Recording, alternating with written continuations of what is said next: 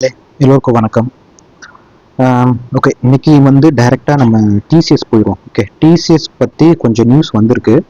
So அந்த news பற்றி ஒவ்வொன்றா நம்ம பார்த்துடலாம். ஃபஸ்ட்டு வந்து டிசிஎஸ் வந்து டாடா சன்ஸ்க்கு வந்து எப்போதுமே கொஞ்சம் பணம் கொடுக்கும் இல்லையா? ஸோ அவங்க தான் ஒரு cash cow for Tata Sons. அது குறைஞ்சிருக்கு.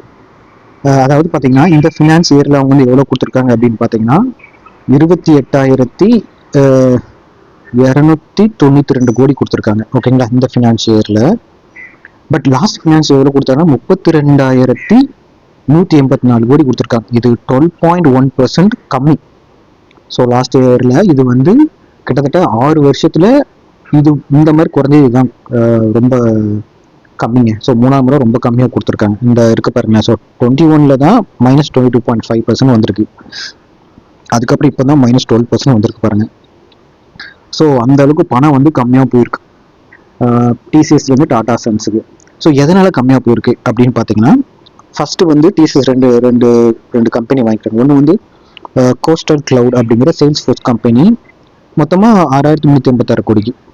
அதே மாதிரி லிஸ்ட் எங்கேஜ் அப்படிங்கிற சேல்ஸ் ஃபோர்ஸ் கம்பெனி, மார்க்கெட்டிங் கம்பெனியை 612 கோடிக்கு வாங்கியிருக்காங்க. ஸோ மொத்தமாக 6,770 கோடி கொடுத்து வாங்கியிருக்காங்க. ரெண்டாவது ஏல செம்மையாக இன்வெஸ்ட் பண்ணியிருக்காங்க. ஸோ 6 இயர்ஸில் 6.5 பில்லியன் முதலீடு பண்ணணும் அப்படின்னு ஒரு பிளான் வச்சுருக்காங்க.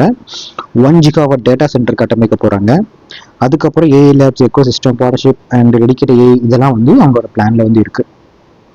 ஸோ இதனால தான் அது வந்து குறைஞ்சிருக்கு அப்படின்னு சொல்கிறாங்க. ரெண்டாவது டிசிஎஸோட வரவே பார்த்தீங்கன்னா $30 பில்லியன் இருக்குது. பட் இதில் பார்த்தீங்கன்னா 0.5% குறைவு. அவங்க லிஸ்ட் பண்ணதுலேருந்து இதுதான் ரொம்ப கம்மிங்கிறாங்க. ஓகேங்களா. ஸோ ஒரு முக்கியமான பாயிண்ட் நம்ம பார்க்கணும். ஸோ இந்திய ரூபாயில் பார்த்தீங்கன்னா 0.8% அதிகமாக இருக்குது. அண்ட் ஆர்கானிக்காக வளர்ச்சியாக இருக்குங்க குவார்டர் பேசிஸில். ஸோ அதை பற்றி நம்ம ஒரி பண்ணிக்க வேண்டாம்.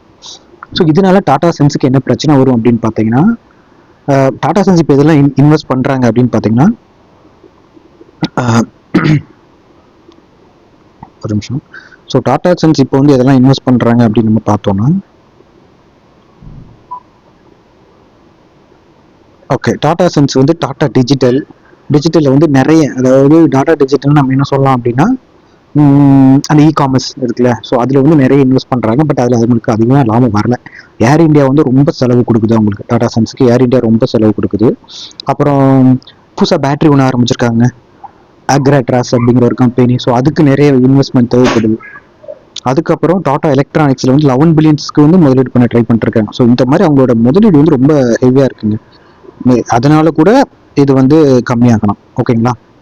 அப்புறம் பார்த்தீங்கன்னா இப்போ வந்து இந்த வருஷத்துல ஒரு டிவிடெண்ட் கொடுக்க போகிறாங்க. ஸோ 10 வருஷம் நிறைவேறிருக்கு அப்படிங்கிறதுனால 10 வருஷம் டிசிஎஸ் லிஸ்ட் ஆகி 10 வருஷம் ஆச்சுங்க. ஸோ அதுக்காக 2,630 கோடி கொடுத்துருக்காங்க. ஸோ ஐ மீன் தப்பாக சொல்கிற 10 வருஷம் இல்லை, ஒரு டிவிடெண்ட் அப்படி கொடுத்துமே இவங்களோட பணம் வந்து கம்மியாக தான் வந்திருக்குங்க. ஸோ அதுக்கப்புறம் பார்த்தீங்கன்னா இது வந்து ஃபர்ஸ்ட் நியூஸ் என்னன்னா, டிசிஎஸ் வந்து டாட்டாவில் போகிற அமௌண்ட் வந்து ரொம்ப கம்மியாக இருக்குது. இது வந்து ஒரு வேக்கப் கால். ஸோ அதுதான் ஃபர்ஸ்ட் நியூஸ். ஸோ செகண்ட் வந்து பார்த்தீங்கன்னா, அதோட சிஇஓ கீர்த்திவாசன் என்ன சொல்லியிருக்காரு அப்படின்னு பார்த்தீங்கன்னா, டாடா சன்ஸில் வந்து ஏஐனால என்னென்ன பண்ண போகிறோம் அப்படிங்கிறத அவர் சொல்லியிருக்காரு. ஸோ ஃபர்ஸ்ட் என்ன சொல்கிறாருன்னா, இவங்களுக்கு வந்து வேலை வாய்ப்பில் என்ன இருக்குன்னா ஒரு பிக் சேஞ்ச் வரும்னு சொல்லியிருக்காரு. நாங்கள் வந்து குறைவான ப்ரோக்ராமர் தான் யூஸ் பண்ண போகிறோம் அப்படின்னு ஃபர்ஸ்ட் சொல்கிறாங்க.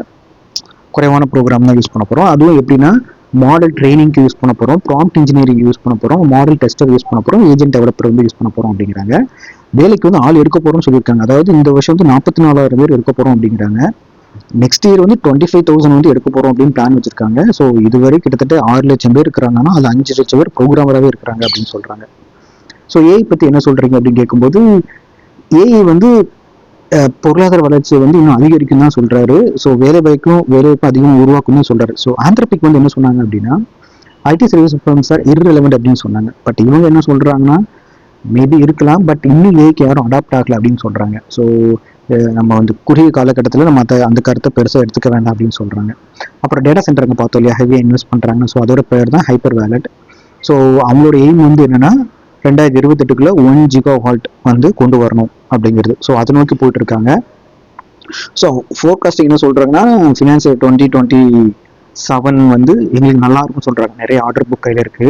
எங்களோட கஸ்டமர் நாங்கள் ஸ்டில் வந்து தக்க வச்சிருக்கோம். சில ஹெட்வின்ஸ் இருந்தாலும் தாண்டி வந்துட்டு இருக்கோம். ஸோ நாங்கள் நம்பிக்கையாக இருக்கும் அப்படின்னு ஒரு நம்பிக்கையை ஊட்டுற விதமாக அவர் வந்து பேசியிருக்காரு. ஸோ இது வந்து ஒரு முக்கியமான பாயிண்ட். ஸோ தேர்ட் பாயிண்ட் என்னன்னா, நம்ம இதை பற்றி ஒரு வீடியோ கூட போட்டோம். என்பிஎஃப்சியில் வந்து டாடா சன்ஸ் வந்து இருக்குமா இல்லையா அப்படின்ட்டு. ஸோ ஒரு 4 லேயர் பார்த்தோம், base, medium, top and upper layer அப்படின்ட்டு. ஸோ அதை பற்றி தான் இன்னைக்கு இந்த நியூஸ் வந்து இருக்கு. ஸோ என்ன நடக்குது அப்படின்னு பார்த்தீங்கன்னா, ஸோ டாடா சன்ஸ் வந்து என்ன ஆகுது அப்படின்னா, ஆர்பிஐ புதிய விதிப்படி டாடா சன்ஸ் வந்து லிஸ்ட் பண்ணணும்.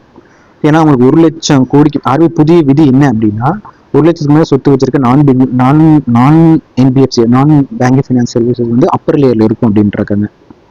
ஸோ அப்பர் லேயர்ல இருக்குன்னா, ஸோ டாடா சன்ஸ் வந்து அப்பர் லேயர்ல வந்து இருக்கு. ஸோ டாடா சன்ஸ் பார்த்தீங்கன்னா 2025 நிலவரப்படி 1.75 கோடி லட்சம் வந்து கையில் வச்சிருக்காங்க. ஸோ 1 லட்சம் கூட தாண்டி இருக்காங்க. ஸோ இவங்க வந்து கண்டிப்பா லிஸ்ட் பண்ணணும். பட் அதுல தப்பிக்க முடியுமா அப்படின்னு தான் பார்த்துட்டு இருக்காங்க. ஸோ இதுல இருக்கிறதுனால ப்ளஸ் இருக்கு, மைனஸ் இருக்கு. ப்ளஸ் என்னன்னா, ஆர்பிஐ கண்ட்ரோல் கூட வருவாங்க, கடுமையான ரெகுலேட்டருக்குள்ள வரணும். மைனஸ் என்ன அப்படின்னா, அவங்க ஒரு க்ளோஸ்டா இருப்பாங்க. கரெக்டா அவங்களே இஷ்டத்துக்கு முடிவு எடுத்துப்பாங்க, அவங்களே எல்லாம் பண்ணுவாங்க. இப்போ லிஸ்ட் பண்ணா நம்மள மாதிரி ஆட்களுக்குலாம் பதில் சொல்லணும், ஸ்டாக் ஹோல்டர்ஸ்க்கு. அதெல்லாம் அவங்களுக்கு தேவையில்லை. நிர்வாக சுதந்திரம் இருக்கா குறையும். ஸோ இதெல்லாம் பண்ணிச்சு அவங்க வந்து வரக்கூடாது அப்படின்னு ஒரு பிளான்ல இருக்காங்க. ஸோ மொத்தம் பார்த்தீங்கன்னா நம்மகிட்ட 16 சிஐசி வந்து இருக்குங்க. சிஐசின்னா கோர் இன்வெஸ்ட்மெண்ட் கம்பெனி. அவங்க என்ன பண்ணுவாங்கன்னா, அவங்க வந்து யாரும் கடன் கொடுக்கக்கூடாது, அண்ட் மக்களுக்கு வந்து டெபாசிட் பண்ணக்கூடாது. அவங்க வச்சிருக்க கம்பெனில வந்து ஹோல்டிங்ஸ் நிறைய இருக்கும். இந்த மாதிரி கம்பெனி தான் கோர் இன்வெஸ்ட்மெண்ட் கம்பெனி அப்படின்னு சொல்லுவோம். ஸோ இந்த மாதிரி கம்பெனியில வந்து பட்டியலிடப்பட்ட ஒரே நிறுவனம் வந்து டிசிஎஸ் தான். மற்ற எல்லா நிறுவனமும் பட்டியலிடப்பட்டிருக்கு. ஸோ மோஸ்ட்லி இந்த மாதிரி நிறுவனங்கள் பட்டியலிடணும் அப்படிங்கிற ஒரு இதில் வந்து ஆர்பிஐ வந்து குறிக்கோளாக இருக்குங்க. ஸோ மோஸ்ட்லி டாட்டா வந்து பட்டியலிடப்படலாம். அது போக வெளியே போகிறதுக்கு அவங்க சான்ஸ் இருக்கு. அது ஆர்பிஐ கையில் தான் இருக்கு. ஸோ அது என்ன நடக்கும் அப்படிங்கிறத பொறுத்து பார்க்கலாம். So 3 news பார்த்தோங்க. ஃபர்ஸ்ட் வந்து டாடா சன்ஸ்க்கு டாட்டால இருந்து போன பணம் குறையுது. ஸோ 83% டாடா சன்ல 100 ரூபாயில 83 ரூபா டிசிஎஸ் மூலமா தான் வருது. அது ஃபர்ஸ்ட் டைம் அது வந்து கொஞ்சம் குறைஞ்சிருக்கு. ஸோ ஏர் இந்தியாவுக்கு வந்து நிறைய செலவாகுது. டாடா டிஜிட்டலுக்கு நிறைய முதலீடு தேவைப்படுது. அங்கே அக்ராட்ஸ் பேட்டரிஸ் வந்து புதுசாக ஒரு துறையில் வந்திருக்காங்க. டாடா எலக்ட்ரானிக்ஸ் 11 பில்லியன் முதலீடு பண்ணுறாங்க. ஆர்பிஐ செக்யூரிட்டி அவங்க இப்போ கட்டாயமாக லிஸ்ட் பண்ணப்படலாம். அப்புறம் ஏஐல நிறைய இன்வெஸ்ட் பண்ணுறாங்க. ஸோ இதுதாங்க முக்கியமான செய்தி. ஸோ இது பணம் குறைஞ்சனால டாடா சன்ஸ்க்கு எந்த அளவுக்கு பாதிக்கும் அப்படின்னு நமக்கு தெரியல, பொறுத்துட்டு தான் பார்க்கணும். அண்ட் ஏஐ டேட்டா சென்டர்ல நிறைய முதலீடு பண்ணுறாங்க. ஸோ ஆர்பிஐ புது கைட்லைனால மேபி அவங்க லிஸ்ட் பண்ணப்படலாம். ஸோ இதுதான் ஒரு 3 முக்கியமான news. Still TCS is a big company and உங்கள் வாட்ச் லிஸ்ட்டில் இருக்குது. இல்லை நீங்கள் வந்து ஒரு நல்ல கம்பெனி நல்லா இருக்கும் அப்படின்னு நினச்சிங்கன்னா you can try to invest this கம்பெனிங்க. ஓகேங்களா? ஸோ இது வந்து இன்வெஸ்ட்மெண்ட் அட்வைஸ் கிடையாது. இது ஒரு ஜஸ்ட் எஜுகேஷன் பர்பஸ்க்காக ரீசெண்டாக நடந்த டாட்டாவில் 3 முக்கியமான விஷயம் உங்களுக்கு ஷேர் பண்ணியிருக்கேன். ரொம்ப யூஸ்ஃபுல்லாக இருக்கும்னு நினைக்கிறேன். நன்றி, வணக்கம்.